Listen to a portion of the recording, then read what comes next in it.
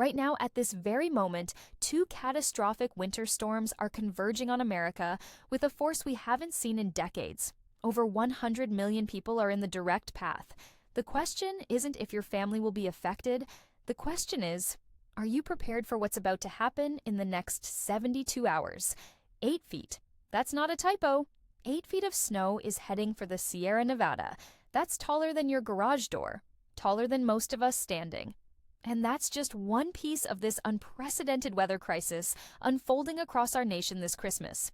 Here's what most people don't know yet, and you need to hear this in the next 30 seconds. While families are opening presents tomorrow, a dangerous pattern is developing that meteorologists are calling one of the most complex winter events in modern history. But here's your reward for staying with me. By the end of this broadcast, you'll know exactly which areas face the greatest danger, when to expect the worst conditions, and most importantly, the 3 critical steps you must take before midnight tonight to protect your family. 30 degrees. That's how much temperatures will plummet in just 24 hours across the Midwest. Imagine waking up on a mild morning then, by the next day facing Arctic conditions. Your pipes could freeze, your power could fail. And that's happening to millions of Americans within the next week. Let me paint you a picture of what's happening right now across our great nation. From sea to shining sea, God's creation is about to demonstrate its awesome power. 2 massive storm systems, each capable of causing billions of dollars in damage, are positioned like bookends on opposite sides of our country. The West Coast storm is already unleashing its fury. The Eastern storm is gathering strength as we speak. 55 weather stations. That's how many will break temperature records tomorrow on Christmas Day. From Montana to Georgia, from Idaho to Atlanta. The warmest Christmas on record for over a dozen states. Now you might be thinking, warm weather on Christmas? That doesn't sound dangerous. But here's the twist that most weather reports won't tell you. This unprecedented heat is setting us up for something far more sinister. It's like the calm before the storm. The Bible tells us about signs and seasons, and experienced farmers have always known that extreme warmth in winter means nature is preparing to balance the scales. And balance them she will. By Monday, New Year's Eve, Arctic air will blanket almost the entire East Coast. We're talking about a temperature drop so dramatic, so severe, that it will reach all the way to Florida by Tuesday morning. Folks, when you see palm trees shivering in the Sunshine State, you know something extraordinary is happening. But here's what you need to focus on right now. The West Coast is facing catastrophic conditions at this very moment. High risk for flash flooding. Not just flooding, catastrophic flash flooding. The National Weather Service doesn't use that word lightly. They reserve it for the most life-threatening situations. The Palisades area, where recent fires have scarred the landscape, is facing multiple inches of rain in a very short time. When you combine burned earth with rapid rainfall, you get debris flows. These aren't just mudslides. They're walls of mud rock and debris moving at terrifying speeds, powerful enough to move cars, destroy homes, and change landscapes forever. 3 inches of rain in Los Angeles over the next 48 hours. Santa Maria, 2 to 3 inches. San Francisco, 2 to 5 inches. Now California barely has any drought conditions left in the entire state. They don't need this water. This is excess rain creating nothing but problems. It's as if the heavens have opened up, but instead of blessing, it's bringing trial and tribulation that will test the preparedness of millions. And here's something most people don't realize. Tornadoes. Yes, you heard that right. Tornadoes in California. Spin-up tornadoes are possible today and tomorrow along the coast. Imagine that.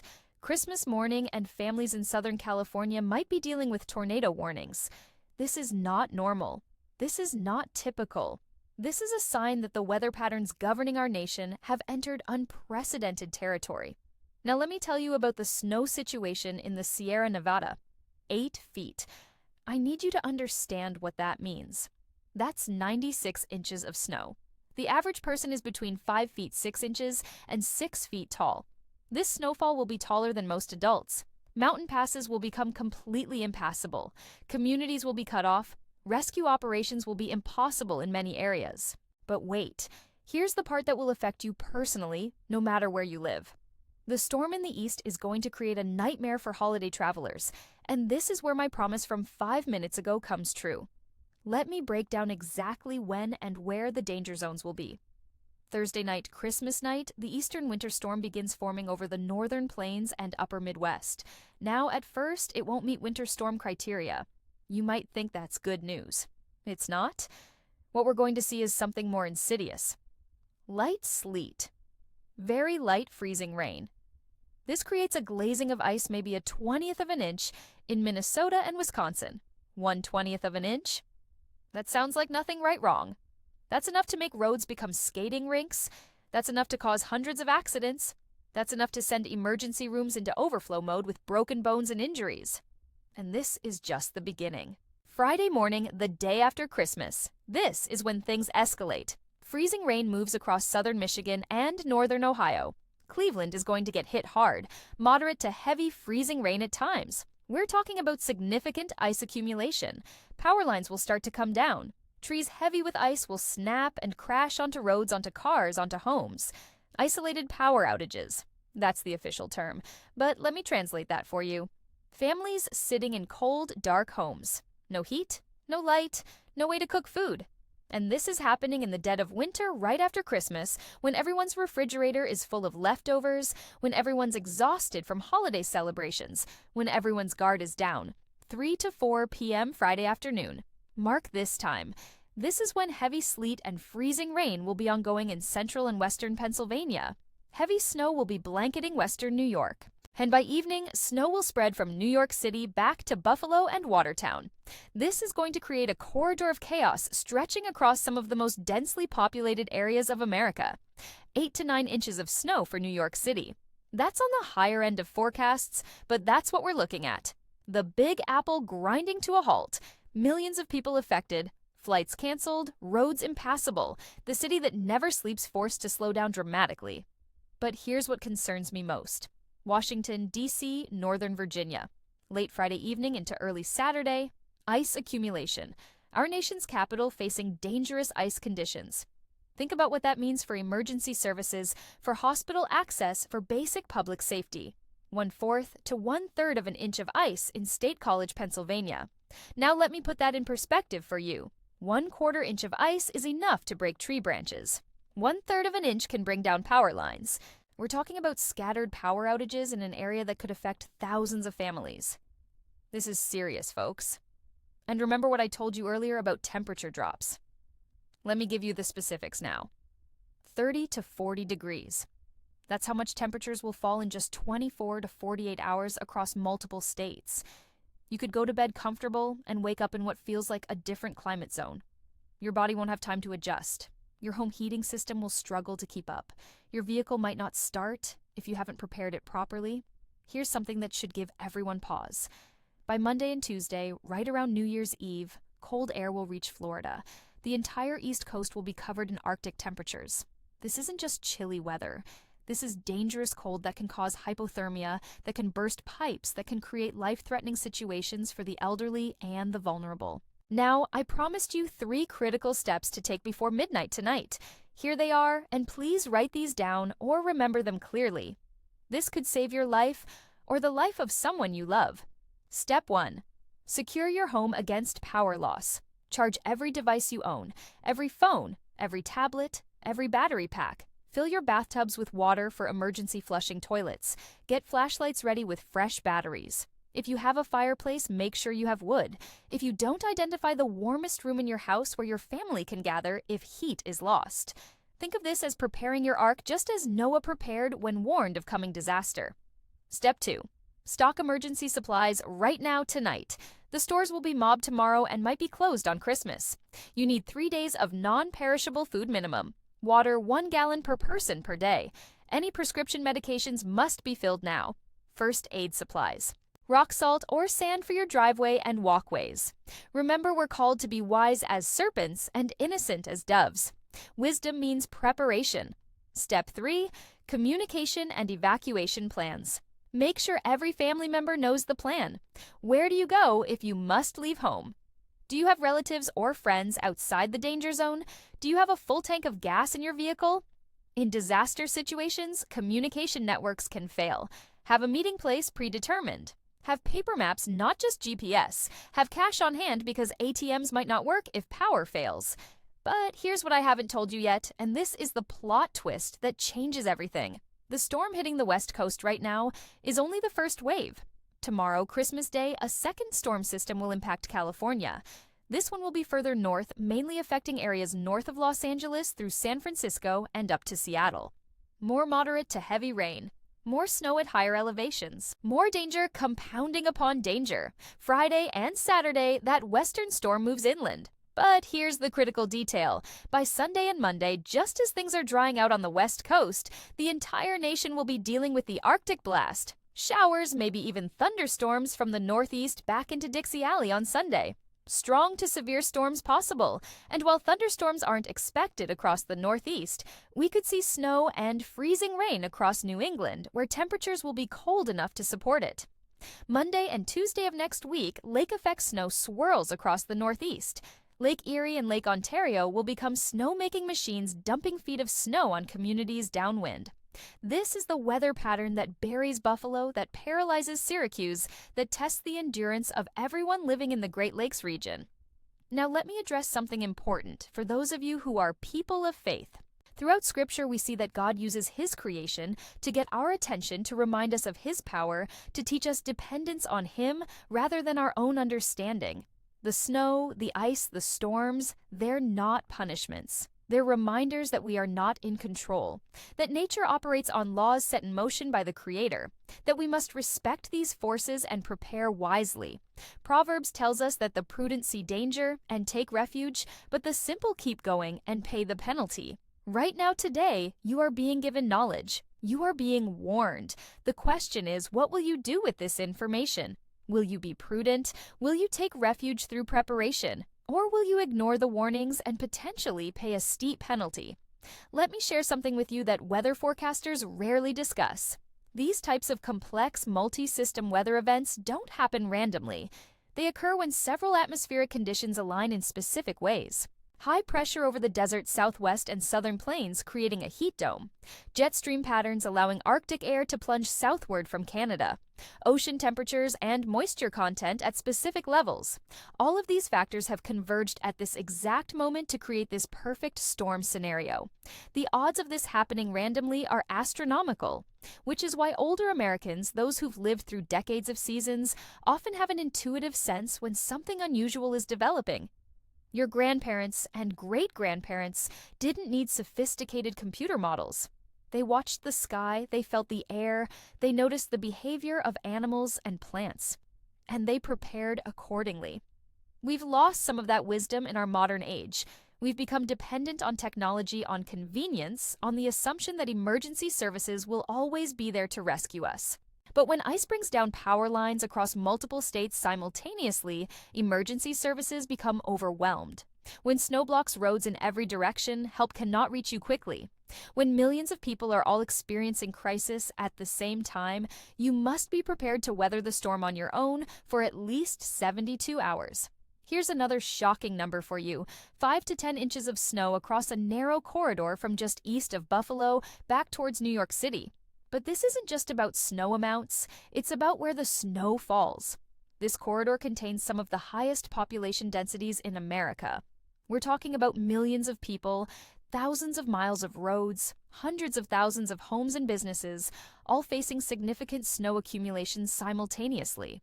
And the timing couldn't be worse. This is happening during the biggest travel week of the year. Families trying to return home after Christmas celebrations. People going to work on Friday and Saturday with treacherous conditions. Emergency vehicles trying to respond to accidents and medical calls on ice-covered roads. It's a cascading series of challenges that will test our emergency response systems to their limits. Let me tell you about the areas that concern me most: northern New Jersey, Long Island, southern New York, northeast Pennsylvania. By very late Friday evening into early Saturday morning, these areas will experience a decent clip of heavy snow. Not just flurries, not just a dusting. Heavy snowfall rates that can dump inches per hour. This is the kind of snow that makes visibility near zero, that makes driving suicidal, that makes walking dangerous. But the snow will move offshore by Saturday morning, so you might think the danger passes quickly. Not quite. Because behind the snow comes the wind. Strong winds surging in behind the cold front. When you combine fresh snow with high winds, you get blowing and drifting snow. You get wind chills that make exposed skin dangerous. You get conditions that can develop into blizzard criteria for millions of people right in the middle of the holiday travel rush. Let's talk about ice accumulation in more detail, because this is where the danger becomes very personal very quickly. A glazing to 1/10 of an inch of ice, anywhere from central and northern Wisconsin back into Michigan. That's the official forecast. But understand what even a glazing means. Your car door freezes shut. Your windshield becomes a sheet of ice that takes 15 minutes to clear properly. Your driveway becomes a slip and fall hazard that could send you to the hospital. 1/5 of an inch of ice in Detroit and Kalamazoo. This is where we start seeing power outage potential increase significantly. Tree branches begin to break, power lines start to sag under the weight, and when ice-coated power lines sway in the wind, they can contact each other, creating short circuits that knock out power to entire neighborhoods. 1/4 to 1/3 of an inch of ice near State College. This is the threshold where widespread problems become almost certain. We're talking about isolated to scattered power outages becoming likely. Flashlights aren't optional anymore, they're essential. Backup heating sources aren't just good ideas, they're potentially life-saving necessities. And here's something most people don't consider. When power goes out in winter, it's not just about staying warm. Your refrigerator stops working, but in winter that might not seem critical because it's cold anyway. But your furnace needs electricity to run even if it's gas-fired. Your water pump, if you have a well, needs electricity. Your garage door opener won't work. You could be trapped in your own home, or worse, trapped outside of it. Now let me circle back to that promise I made at the very beginning. I told you that by minute 5, I would deliver on my commitment to explain exactly what you need to know. We're well past that now, and I've given you detailed information about timing locations, dangers, and preparation steps. But here's the deeper truth I want you to understand. Weather events like this are becoming more complex, more intense, more difficult to predict with certainty. Climate patterns are shifting. What was once a 1 in 100-year event might now happen every decade. What used to be predictable is now chaotic. And while scientists debate the causes and the solutions, the practical reality for you and your family is simple. You must be more prepared than your parents and grandparents ever needed to be. This doesn't mean living in fear. God has not given us a spirit of fear, but of power and love and a sound mind. A sound mind prepares. A sound mind takes reasonable precautions. A sound mind doesn't panic, but does act with wisdom and urgency when danger approaches. Let me give you some specific numbers for rainfall rates in California. 3 inches in Los Angeles over 48 hours. That's 1.5 inches per day on average. But rain doesn't fall evenly. It comes in bursts. You might get 1/2 inch in 30 minutes, then a break, then another intense burst. These rapid fluctuations are what create flash flooding conditions. When rain falls faster than the ground can absorb it, or faster than storm drains can handle it, water accumulates rapidly. In burn scar areas like the Palisades, the ground has lost its ability to absorb water effectively. The vegetation that would normally slow water flow is gone. The result is that rainwater becomes a fast-moving sheet of runoff, picking up ash debris, rocks, and anything else in its path. Debris flows move at speeds up to 35 miles per hour on steep slopes. That's faster than most people can run. They have the consistency of wet concrete and the power to move vehicles, demolish structures, and bury everything in their path under feet of mud and debris. This is not something you can outrun if you're in the wrong place when it starts. For those of you in California, if you're in an area that has been affected by recent fires, or if you're in a low-lying area near hills or mountains, you need to have an evacuation plan ready. Know your routes out. Have a go bag packed. Monitor weather updates constantly. When authorities issue evacuation orders, leave immediately. Don't wait to see how bad it gets, because by the time you can see how bad it is, it may be too late to leave safely. Here's another critical piece of information. Tornadoes in Southern California. This deserves more explanation because it's so unusual. California does occasionally get tornadoes, but they're rare, especially in winter. What we're seeing is a powerful storm system with enough instability and wind shear to potentially spin up brief tornadoes. These are typically weak tornadoes, EF0 to EF1, but even weak tornadoes can cause significant damage. The main threat from California tornadoes is often to mobile homes, temporary structures, and vehicles. If you're in Southern California today or tomorrow and you hear a tornado warning, take it seriously. Get to the lowest floor of a sturdy building, stay away from windows, cover yourself with blankets or a mattress if possible. The warning will only last a short time because these tornadoes are typically brief, but those few minutes could be the difference between safety and serious injury. Now, let's talk about what happens after the storms pass, because this is where many people make critical mistakes. When the snow stops falling and the ice stops accumulating, the danger doesn't end. In fact, new dangers emerge. Carbon monoxide poisoning from people running generators or heaters improperly, heart attacks from overexertion while shoveling heavy snow, injuries from slips and falls on ice that remains for days, house fires from damaged power lines or improper use of heating devices. The elderly and those with health conditions are particularly vulnerable in the days following winter storms. Medications may run out if roads remain impassable. Medical appointments can't be kept. Emergency medical services may be delayed in reaching people who need help. This is why checking on elderly neighbors and relatives isn't just a nice gesture. It's a potentially life-saving act of Christian charity and community responsibility. For parents with young children, you have additional considerations. Kids don't understand why they can't go outside and play in the snow when there's a blizzard. They don't grasp the danger of ice-covered roads. They can't comprehend why the power is out and it's getting cold in the house. You need to have activities planned to keep them occupied, reassured, and safe. Board games, books, flashlight, shadow puppets, simple things become precious when you're all huddled in one room trying to stay warm. Let me give you another jaw-dropping statistic. Over a dozen states will experience record-breaking temperatures on Christmas Day. From Idaho to Montana, from Kansas City to Little Rock, from Atlanta to Oklahoma City. These aren't just warm days, these are the warmest Christmas days ever recorded in these locations.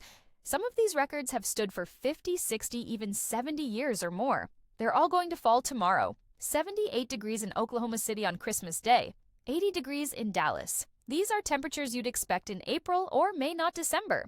And while it might seem pleasant to have warm weather for holiday activities, it's actually a harbinger of the dramatic change coming. Because that warmth isn't staying. It's being shoved out by Arctic air with violent speed and force. Sunday and Monday, as Arctic air unleashes across the northern plains, Midwest and Great Lakes temperatures will drop very quickly. This rapid temperature change creates its own hazards. Your body has to adjust from t-shirt weather to heavy coat weather in less than 2 days. Your car's battery, if it's weak, might work fine in warm weather, but fail completely when Arctic cold hits suddenly. Your home's heating system, barely used during the warm spell, will suddenly be asked to work overtime. And speaking of Sunday and Monday, let me remind you about the storm potential in Dixie Alley. This is the region from the deep south through Tennessee and Kentucky. When warm, moist air clashes with cold, dry air, severe thunderstorms can develop. While we're not expecting a major severe weather outbreak, any strong to severe storms that do develop could produce damaging winds, large hail, or even tornadoes. The timing is Sunday, which means people will be in churches, visiting family, traveling home from holiday trips. Situational awareness will be critical. Have weather apps on your phone with alerts enabled. Have a weather radio if you're in a rural area. Know where to shelter if warnings are issued. The basement or an interior room on the lowest floor is always your safest bet during severe thunderstorm or tornado warnings. By Monday and Tuesday, New Year's Eve and New Year's Day, the weather story becomes about extreme cold. When I say Arctic air, I don't mean just cold temperatures. I mean dangerous, potentially life-threatening cold if you're exposed to it for too long. Wind chills could be 20, 30, or even 40 degrees below zero in parts of the Midwest and Great Lakes. At these temperatures, frostbite can occur on exposed skin in 10 minutes or less. Hypothermia becomes a real risk for anyone who has to be outside for extended periods. The homeless population in cities will be in dire straits. Warming centers will open, but many people won't know about them or won't be able to reach them. This is where communities must come together, where churches must open their doors, where we must literally be our brother's keeper. Pipes will freeze and burst in homes that aren't properly prepared. The damage from a burst pipe can be catastrophic. Thousands of gallons of water flooding through your home, destroying floors, walls, furniture, irreplaceable items. And it happens so fast. 1 minute your pipes are fine, the next minute you hear rushing water and realize your basement is flooding. Prevention is simple. Let faucets drip when temperatures drop below freezing. Keep cabinet doors open under sinks so warm air can circulate around pipes. Know where your main water shutoff valve is located. Now I want to address something that might be on your minds. Is this climate change? Is this global warming? Is this the end times? These are questions people naturally ask when they see unprecedented weather events. And here's my answer. I'm not a climate scientist or a theologian. I'm someone trying to help you survive and thrive through the next week's weather challenges. What I can tell you is this. Weather has always been variable. Extreme events have always occurred. But the frequency and intensity of these events do appear to be increasing. Whether you believe that's human-caused natural cycles, divine providence, or some combination, the practical response is the same. Respect the power of nature. Prepare adequately. Help your neighbors. And trust in God while doing everything humanly possible to protect yourself and your loved ones. The Bible speaks of seasons and times for everything under heaven. Winter is a season of rest, of reflection, of preparation for spring's renewal. But winter also tests us. It challenges our preparations, our resilience, our community bonds. The pilgrims who landed at Plymouth Rock faced their first winter with inadequate supplies and shelter. Half of them died, but those who survived did so through mutual aid, through determination, through faith that spring would come again. We are blessed to live in an age of weather forecasting, heated homes, abundant food supplies, and emergency services. But these blessings can make us complacent. We assume someone will save us, that help will always arrive quickly, that modern technology has made natural disasters merely inconvenient rather than dangerous. This week's storms will remind millions of Americans that nature still has the power to disrupt our comfortable lives dramatically. Let me return to those specific areas of concern one more time, because repetition helps information stick, and this information could save lives. Northern California near the Redwoods, 2 to 5 inches of rain expected. San Francisco, 2 to 5 inches. Los Angeles, 3 inches. Santa Maria, 2 to 3 inches. These rainfall totals are significant, but what makes them dangerous is the time frame. 48 hours. That's how fast this water is falling. Sierra Nevada, 8 feet of snow. 96 inches. This is not a misprint, not an exaggeration. 8 feet of snow will pile up in the higher elevations. Tahoe could be cut off completely. Interstate 80, the major east-west highway through the mountains, will likely be closed for extended periods. If you're planning to drive through the Sierra Nevada in the next few days, don't. Change your plans. It's not worth risking your life. For the Midwest, Wisconsin, Minnesota, Michigan, watch for that glazing ice. It seems minor, but it's treacherous. For Ohio and Pennsylvania, significant ice accumulation is likely. State College, Pennsylvania, particularly concerning, with 1/4 to 1/3 of an inch of ice possible. For New York and New Jersey, heavy snow in a narrow corridor. New York City could see 8 to 9 inches. That will paralyze the city for at least a day.